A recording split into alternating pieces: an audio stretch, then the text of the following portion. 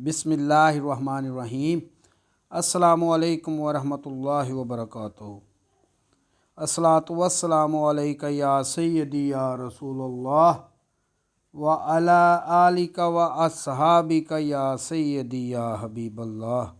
दीवाने बाहू की गज़ल नंबर 45 के नाल हाज़िर खिदमत हज़रत सुल्तान बाहू रहमतुल्लाह अलैह अपनी इस गज़ल दे विच फरमांदे ने, झिड़कां दे कर दिलबर तैनू दर तो क्यों हटेंदा, झिड़कां नाही खुशियों दिलबर अपना नाज वखेंदा, भावें हज़रत मूसा वांगू है जमाल करेंदा, दे दीदार तू जल्दी मौला आशिक सबर न पैंदा, दे दीदार शहाना साइयां मेरी लख लख जारी, मेरी लख लख जारी।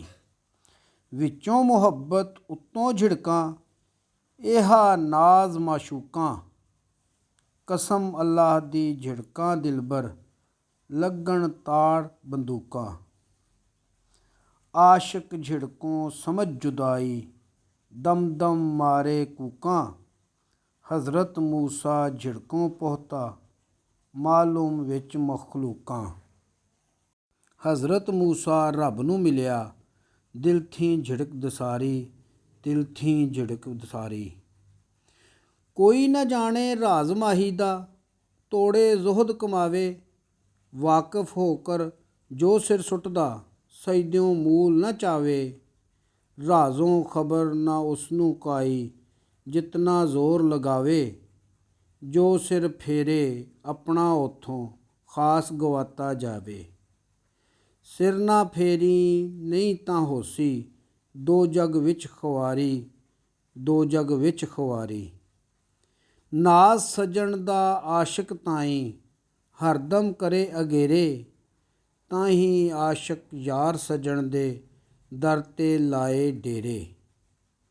मूँह थी सख्त अलावण दिलबर दिल नूं लुटन लुटेरे, तोड़े झिड़कां नाल अलावण लगदे सुखन चंगेरे। महबूबां दे सजदे अंदर सारी उम्र गुजारी, सारी उम्र गुजारी। राह इश्के विच करियो यारो अखियां दी रोशनाई, जैंदी अख अजारन होवे दिसे कुल स्याही। साफ नज़र विच दिसे हरदम खास जमाल इलाही, अख अजारन जेकर होवे फ़करों मंग दुहाई। अखियां बाजों नज़र ना आवे चमक सूरज अनवारी, चमक सूरज अनवारी। सजनों, उम्मीद है कि अज की गज़ल पसंद आई होएगी। आइंदा मिलांगे इंशाअल्लाह दीवाने बाहू की गज़ल नंबर 46 के नाल। उस वक्त तक अपना ख्याल रखिया जे। अपने मेज़बान खालिद कमर नूं इजाज़त दिओ।